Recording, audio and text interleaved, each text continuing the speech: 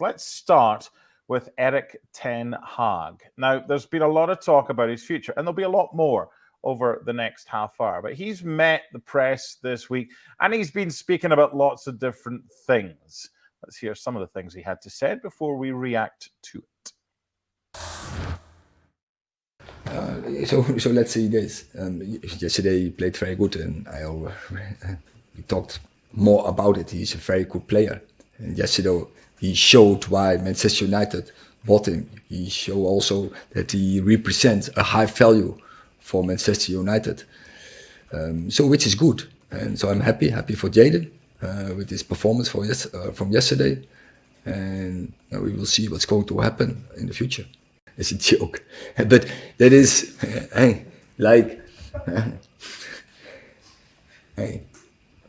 as long as I worked there every summer, every window, I think 200 players getting an interest from Manchester United. We did some research, which untrue. And also every summer we sell all the players in our squad. And so you making all the headlines, which is untrue. So I think be calm and also but take some responsibility when you make such a headline. Find a good source if there is some truth in it, and this is totally crap. Melissa.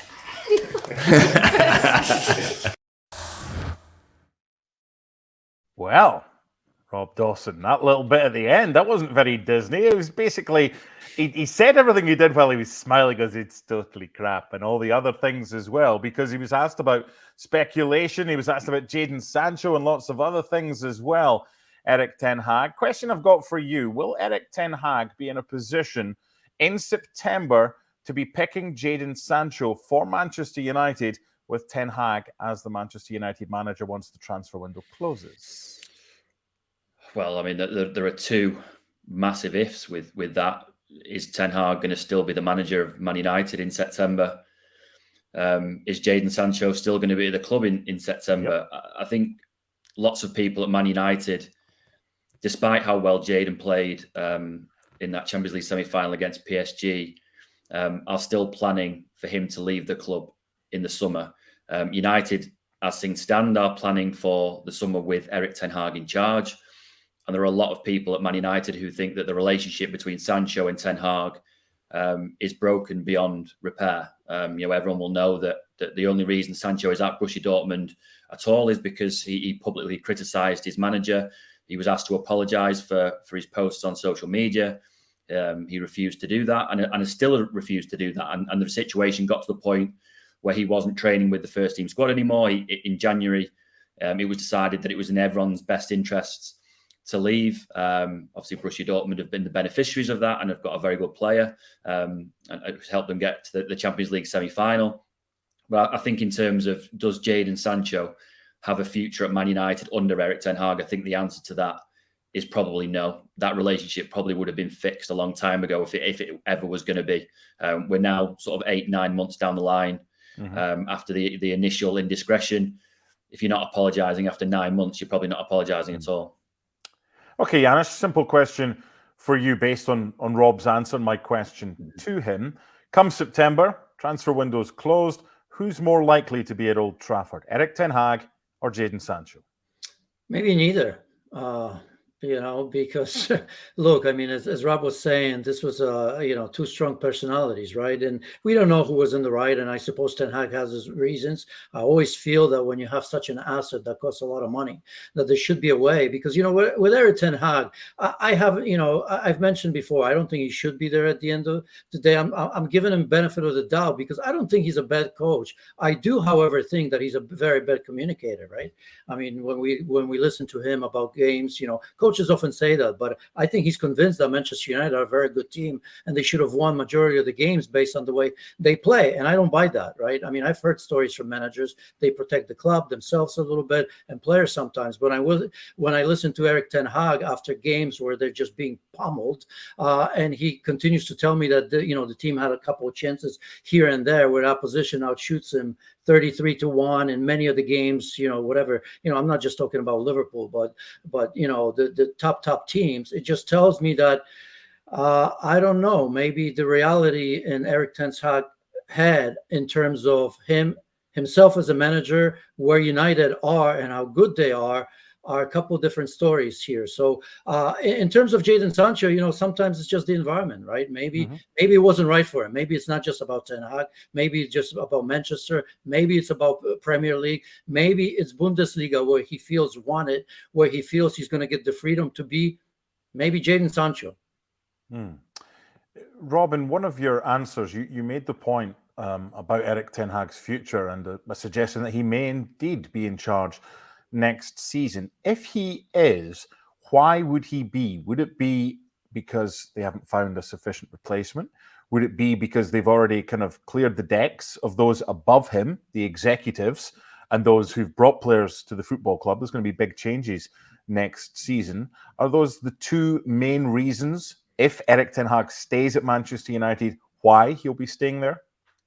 Yeah, it would certainly be a combination of factors. The main one would be that the new owners who have come in, Ineos and Sir Jim Ratcliffe, have already made the point that over the last 10 years, that they believe that United haven't been successful, not because they haven't hired good coaches, it's because the coaches haven't had the right environment to work in.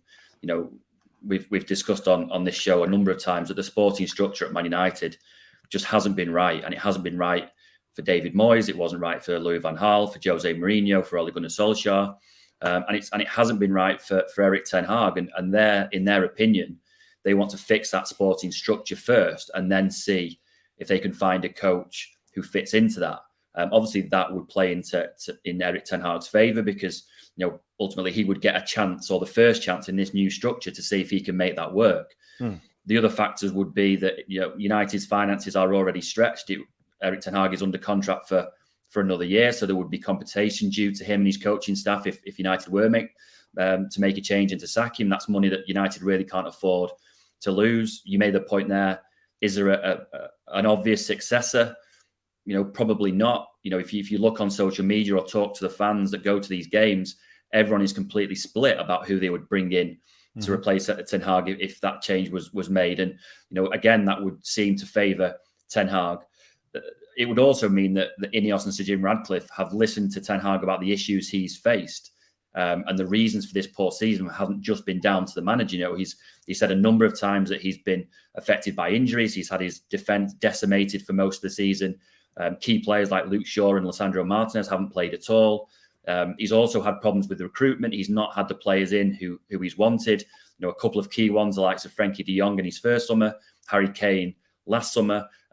So there are all these factors that, even though that this has been an unbelievably poor season, and I think Ten Hag would probably accept that, it's been underwhelming, frustrating, disappointing. But there are other reasons at play there. There are other factors behind that. And while Ten Hag has obviously made quite a few mistakes in that, there is a case for him to stay. And I don't think it's as cut and dried as poor season, the manager must go. Janusz, is Erik Ten Hag the right guy at the wrong time, or does he just not fit into this role and United are better off in the summer looking elsewhere? Yeah, it's a funny thing because I sort of agree with Rob in his assessment, even though I'm not the biggest Ten Hag fan. I suppose I was in the first year, but what I'm seeing right now, injuries aside, look at Newcastle United. Look at their injuries.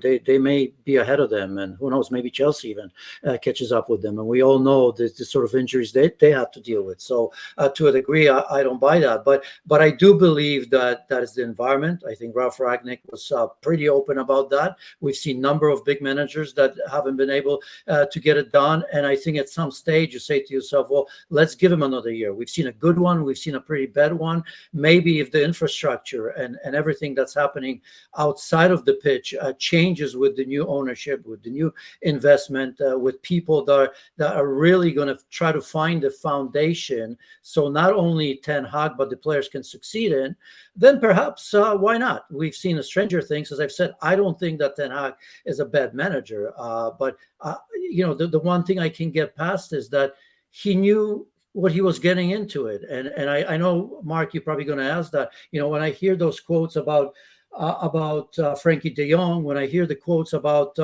Harry Kane, I mean, that was always pie in the sky. I don't see that. I never saw this as an opportunity. Were there promises that were absolutely broken to him? Because knowing what Manchester United were all about, I mean, why did Ten Hag go there, knowing that he's not going to be able to play his style? I mean, some of the players that he's gotten, right? The issues at center back. Well, I mean, did you not know that Varane is pretty much done? Johnny Evans and Maguire and all these players. I mean, that was well known. And so that's where I have questions about him. Okay, finally, before we look ahead to the title race this weekend, I'm going to briefly give both of you the list of the odds, who's favourite for Manchester United, and whether or not you think any one of these that I'm going to mention will be the next Manchester United boss this summer, or whether you think Erik Ten Hag will stay in his spot that he has right now. Thomas Tuchel's the 5-2 favourite. Gareth Southgate is 9-2. Graham Potter is 5-1. Roberto Di Serbi is 11-1. Zinedine Zidane's 12, and Julian Nagelsmann is 14. Janusz, any of those take your fancy, or are you picking Ten Hag to stay over any of them? The only name that I could see is Thomas Tuchel. Well, we all know that, how much he loves Premier League. I think he sees himself at what happened at Chelsea as a point to prove. I think strong mentality, obviously, sort of like Ten Hag in that regard. I think managers of his ilk probably feel that they can go and fix it because it is Manchester United, and the fact that there's a change at the club. So I could see that. That's the only name other than Ten Hag. I wouldn't spend 1 cent on anybody else there because it's impossible. Yeah, you wouldn't get rich either. Just 5-2 favourite. So 6 names for you as well, Rob, or you can stick with Ten Hag as Manchester United's manager next season when it begins. Who are you going for? I think because there are significant issues with every single name on that list would lead me to think that it's going to be Erik Ten Hag. Obviously, there are still 4 Premier League games to go. Things could get an awful lot worse for Man United this season. They've got an FA Cup final against Man City. It's not beyond the realms of possibility that ends in quite a humiliating defeat. So, things could change between now and the end of the season. But if you're looking at that list, there are so many issues with all of those candidates on there. I think right now, the most likely situation is that Erik Ten Hag is manager on the first day next season. Rob, just quickly, because you've mentioned, the cup final is one thing. It's important because it's a trophy, but it's probably even more important because it's Manchester City, right?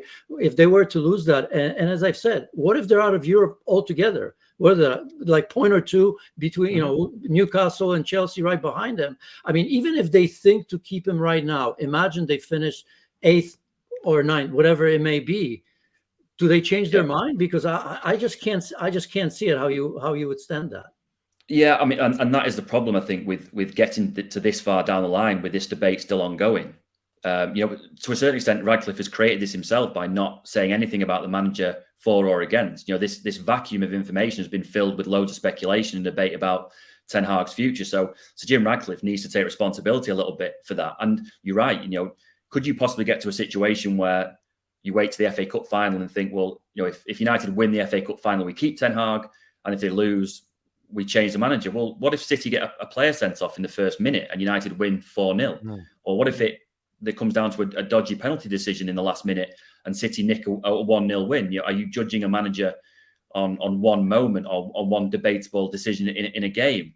That really is the problem with getting this far down the line before making a decision. Ultimately, you need to assess Ten Hag's entire 2-year reign and decide whether he is the guy that you want to carry on moving forward. As of right now, I genuinely don't think that Ineos and Sir Jim Radcliffe and his team know. And that, as a United fan, if I was a United fan, that would worry me. And what if the frame rate on the camera used by VAR was even better than it is right now, and the goal against Coventry that they scored against Manchester United should have counted? Let's not go there.